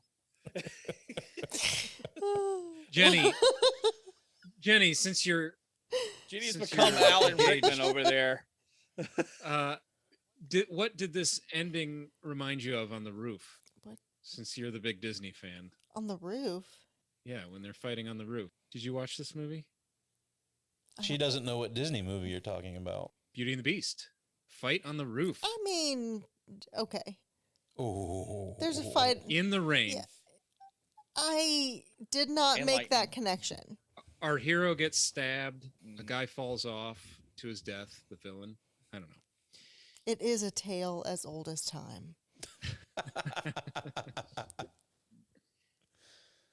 I do like this fight on the roof, and I even like that Eric goes into it not wanting to fight the guy. He's just like, you can have me. Like, just let her go. Like, we don't. This doesn't have to be a thing. I'm done with what I have to do. Or he thinks he's done because he doesn't know that he signed off on all of that. I don't feel like they do a very good job of explaining like what actually goes down. I know that Top Dollar, as my many views of this have gone by, I've put together that Top Dollar owns the building they were in. They were complaining about it being a bad building or whatever, and then he sent his goons to take care of them. Right. They were like exposing the racket that they had going there. But So, It's kind of a story left in the background of this, though. Like, you really kind of have to be looking for it to find it there. there's an explanation there if you want one, but basically these are the bad guys. Yeah. It's, I mean, it's just like RoboCop. The bad guys are bad guys. I mean, there's Right, exactly. I mean, I also really like when Eric takes it's basically like a goth super sword. Yeah. Like, Yeah, the metal part of the steeple of the church, Yeah. and Yeah. lightning strikes it at the same time. I love that Yeah, the lightning hits it as soon as he grabs it. Yeah. Super powered goth. exactly. I mean, it reminds me again, of course, when we've brought up Mandy, Yeah, when yeah. he gets like a special weapon at the end of Mandy, to defeat the bad guy with. This is, obviously Mandy's very much like the Crow. So, yeah. Oh, and then, he gives Top Dollar the old penance stare, the Care Bear stare. Ghost Rider penance. He went Ghost Rider on his ass. Yeah, which is always nice. Make the guy feel all pain. Well, I like it. Yeah, he that grabbed she him felt. by the head. He went 30 hours of pain all at one time. All at once. Yeah. That's pretty crazy. Yeah. That's way cooler than just throwing him off. Yeah. The Yeah. building, Yeah. But dude, But then he throws him off the building anyway. But I love how he throws him off and he gets impaled and his blood is pouring out the mouth of the little demon sculpture or the gargoyle. Yeah. Yes. That is There, I was like, a lovely pretty detail. awesome. And if you notice, there are things that go through his torso, but also his head. There is a spike coming out of his mouth too. the mouth. Yeah. Yep. Yeah. It's Isn't there another movie that has a gargoyle that blood spills down and goes through his mouth? Oh my god, I can see it now. You're gonna make me think, dude. What the hell is that movie? well, I mean, there's a gargoyle that kills the Joker at the end of Batman. well, he pulls it down, but we're talking about being That's true. impaled and the blood pouring out. The butt, the gargoyles that have the mouths that or have like the rain gutter and it Yeah. goes to their mouth. I feel like that's in another movie. Yeah, I've seen something like that recall in right a now. couple of the horror movies, I think. Hmm. But that's cool. The other part I thought was like when they were fighting, the ring rolls down the roof. Yeah. And it just lands there. I mean, I know like the first time I saw the movie, I was like, well, what the hell are we gonna do? Who got the ring? Because the ring is a big deal. Yeah. But Yeah. the whole show, and then it's they get down to the ground and the actual crow comes with here. You can have your ring back now. Crow got it. One Yep. ring Crow to got it. rule them all. Hey, let's give some props to the acting work by these ravens or however many ravens. Yeah. They're great. Ravens are so cool. Mm-hmm. And I like They're so that cool. Eric can see what they see. Like, that's how he knows where people are and things like that. I think that's a real cool kind of like third eye sort Very- of thing. Very Crow vision. very Beastmaster of him. Yeah. You remember? Very You remember that one, Josh? very Game of Thrones too. I've never seen Beastmaster. What the fuck? Get the hell out! Well- It's in my list of movies to watch, and I Dude. have not watched it yet. Well, it's funny. They kind of take this from Beastmaster because he can see through his animal's eyes, and he has a bird, and it almost Right. looks a lot how the crow sees. Yeah. It's very distorted, like a. Well, I think that comes even before that. Odin has crows that he can see, watch humanity with, and stuff like that in the old. Yeah, Jason. But we're not talking. Mythology We're not of that talking stuff. Norse mythology, dude. I'm talking. I'm just a talking badass about movie the from the 80s. origins of being able to see through crow's eyes or raven's eyes in Odin's case. I'm the three-eyed raven. Yeah, that's like a really old thing, but yeah, we do need to watch Beastmaster. I'm down. So that's basically That's it, right? Let's talk the good, the bad, and the ugly. The good, the bad, the ugly. Why? He didn't do it. Jenny, go ahead and get yours. The good, I would say, is the design of the city. I love how it's just so depressing. It really sets the tone for the movie very well. I like Ernie Hudson a lot in this movie. The bad, I'm going to say just the entire movie, you can really feel, for me, it feels like an unfinished movie that they had to put together. because of Brandon Lee's death. There's several parts where like it just like freeze frames. Yeah. And it's like, that's what you do at the end of the movie. But it does it throughout the movie. And it feels very choppy in places.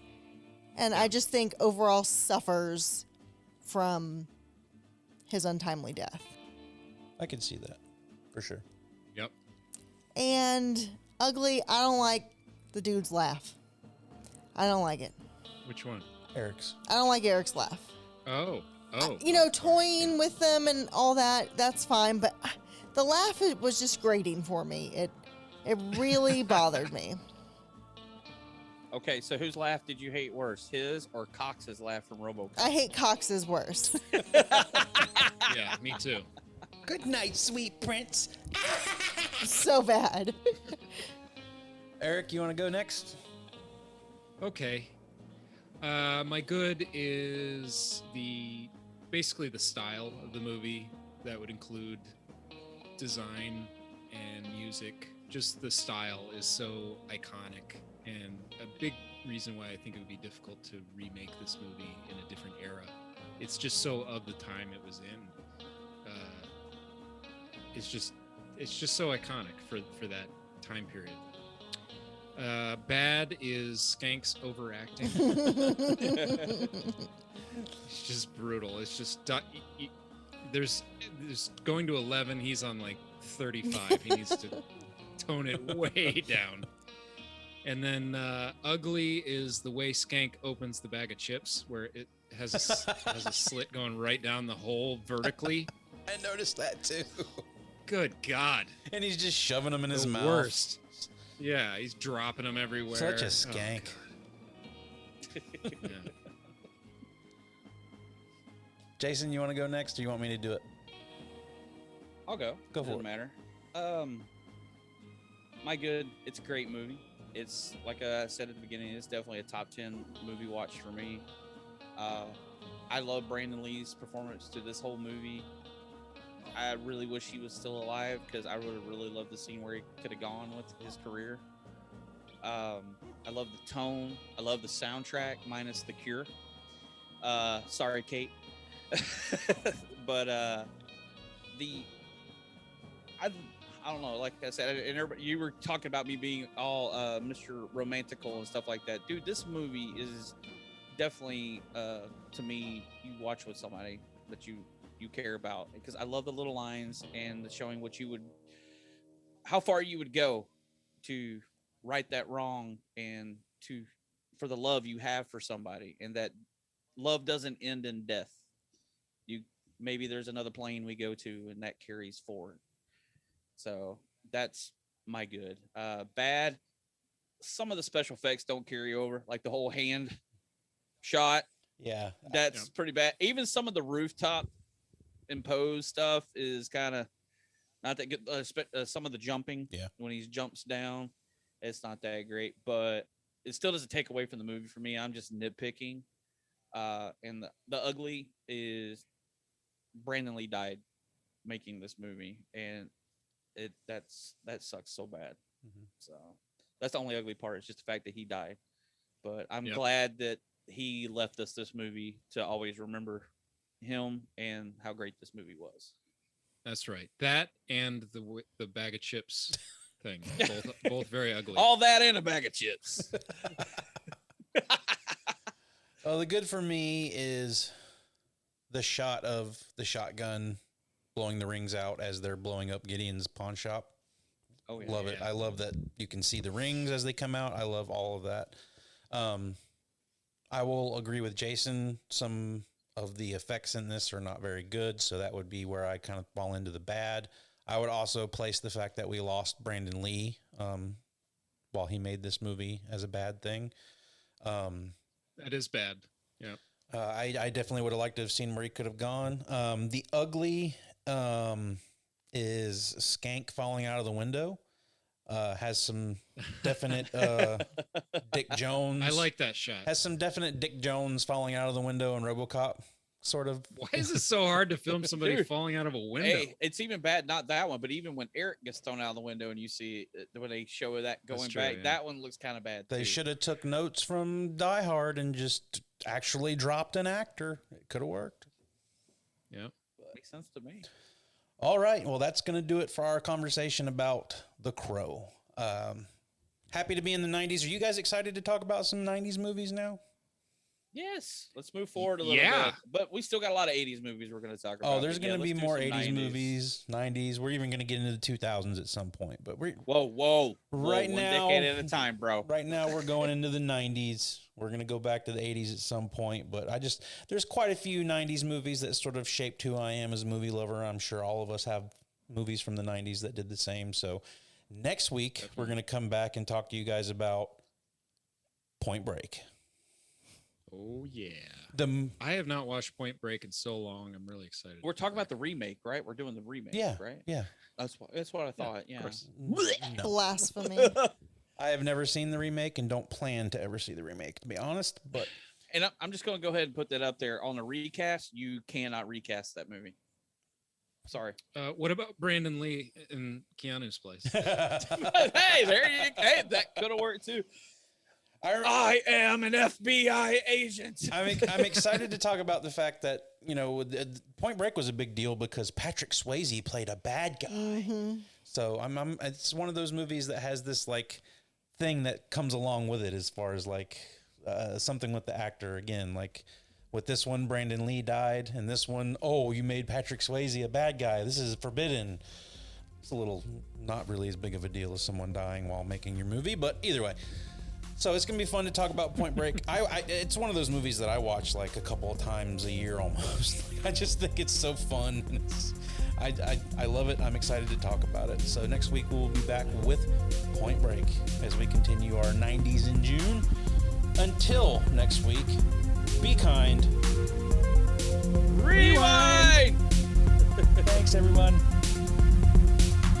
Silver. Raven, nevermore. You've been listening to the VHS Files Podcast. Watch a few movies, take a few notes. If you like what you heard, please subscribe and drop us a rating and a review wherever you get your podcast. It was fun. Send your questions, comments, and movie suggestions to vhsfilespodcast@gmail.com. You sick fucks. You've seen one too many movies. Don't you blame the movies! Follow us on all social media outlets at VHS Files Podcast. Movies don't create psychos. Check out our YouTube channel for more content. Movies make psychos more creative. Thanks for listening.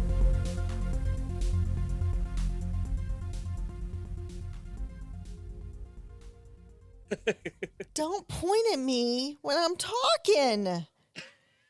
Jenny. What? Sorry. Throw to Jenny again. No, I don't need him. I'm going to go. No. I got it. Here we go. People, listen. He really is Neo, and all that shit was downloaded into his brain, and now he's going back into the Matrix to avenge his digital wife's death. We could totally make this into a real thing. I think Into a real thing. a real thing. Into a real thing. Would have been cool if it was. Hold on. You look so Okay, I'm back. ridiculous with that makeup on. Dude, I was going to do the whole white face paint and everything, but I had to cook dinner and everything, so this was quick. Did you cook dinner for your mom and dad like that? No, I did this when I was coming in here. But would I? Yeah, because I don't give a fuck. And they wouldn't have even asked. Dude, they wouldn't have. Remember, my mom's cool, dude. She's the one that got me into all these movies. But